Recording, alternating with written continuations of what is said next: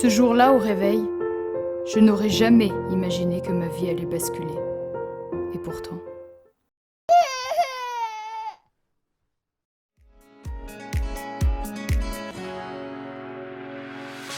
The sun lays so brightly up in the summer sky. I shouted at the mountains, watch me shine and fly. But then cracked the thunder, and the heavens cried. Our world torn asunder, her heart said goodbye. Je m'appelle Alina, Alina Leanor Vester. Je suis née ici, à Los Angeles, le 14 mai 1978. J'ai 14 ans. J'ai grandi avec mon petit frère Eden et mes parents, Leandro et Eline. Ce soir-là, il y avait une fête avec tous les jeunes du quartier. J'étais bien décidée à y aller, malgré l'interdiction de mes parents. Braver les interdits, c'est un peu le rôle d'une adolescente, non ? Il me suffisait de prétendre à une grande fatigue, me retirer dans ma chambre et de me glisser par la fenêtre discrètement. Ni vu ni connu, je dormais paisiblement dans ma chambre, tout en profitant de la fête. J'y rejoins mon meilleur ami, Ryan. Nous sommes amis depuis toujours. Nous nous sommes rencontrés il y a 9 ans, lors d'un concours national de danse de salon. Et même si nous venons d'un milieu totalement différent, nous sommes comme les deux doigts de la main. Il me connaît mieux que je ne me connais moi-même, et je pense pouvoir dire la même chose à ce sujet. Mais j'étais loin de m'imaginer que nous étions si proches. En tout cas pas comme ça.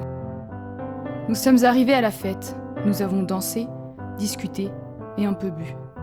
Mais j'étais loin de m'imaginer que cette fête allait tourner au cauchemar. J'ai la tête qui tourne, et je sens comme des petits picotements à l'extrémité de mes membres. C'est bizarre. L'alcool ne me fait pas ça d'habitude. Ryan a l'air tout aussi mal que moi. Boire trop d'alcool, ça ne lui ressemble pas non plus. Je ne savais pas ce qu'il y avait dans ces verres, mais il n'y avait pas que de l'alcool. Nous sommes restés quelques minutes. Nous avons discuté. Il semblait différent. Quelque chose a changé ce soir-là. Comme si notre amitié fraternelle s'était détournée en quelque chose de plus... intime.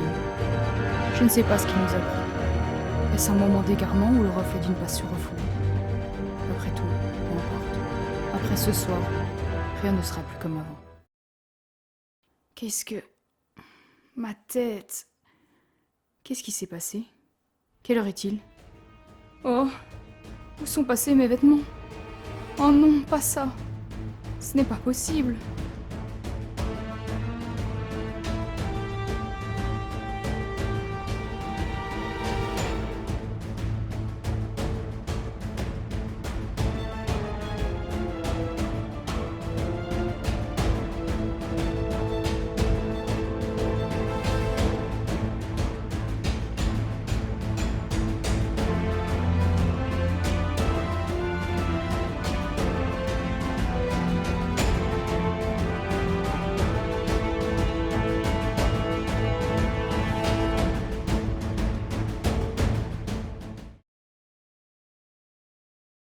Ces vomissements n'ont de cesse. Je me sens toujours mal. Je continue d'avoir des nausées, jour après jour. Je n'ai pas tant bu à cette fête, et aucune gueule de bois ne dure plusieurs semaines. Je ne sais pas ce qui m'arrive, j'ai peur. Je n'ai jamais eu aussi peur de toute ma vie. Je sens qu'il y a quelque chose. Je ne peux l'expliquer, mais je sens que ma vie telle que je la connais va prendre fin.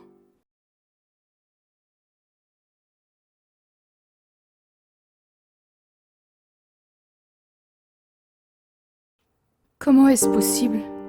Comment ai-je pu en arriver là, avec mon meilleur ami, sans aucun souvenir ? Tout ça à cause de cette stupide fête. Je ne sais pas ce qui s'est passé. Que vais-je faire ? Que vais-je faire ? J'ai peut-être l'air stupide, mais je n'y ai même pas pensé. Ce n'est pas envisageable. Pourtant, la plupart des gens dans mon cas avorteraient tout de suite. Tous mes problèmes seraient réglés et rien ne changerait. Dans la vie, on peut prendre des mauvaises décisions, mais certaines d'entre elles n'ont pas de retour possible. Et même si cliniquement, mon état peut changer, je n'en veux pas.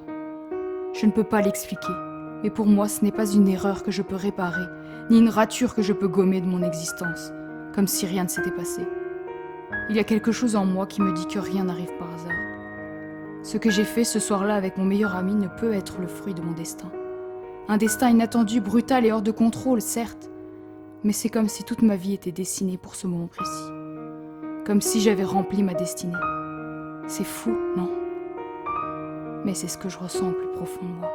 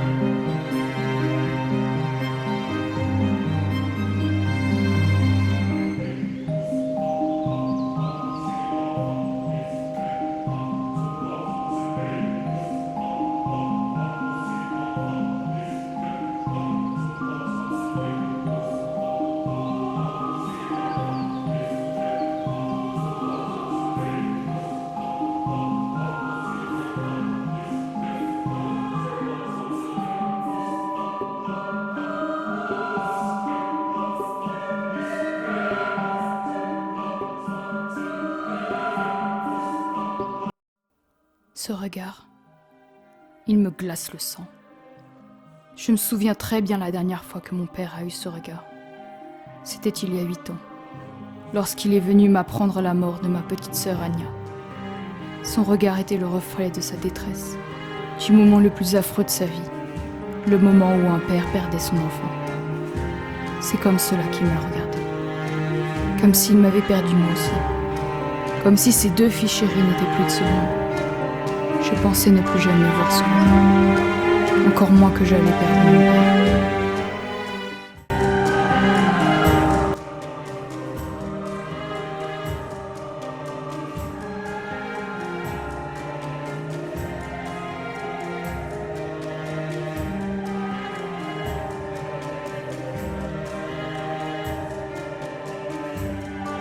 Je n'ai jamais vu mon père comme ça. Il n'a jamais été brutal avec moi. J'avais vraiment brisé mes parents.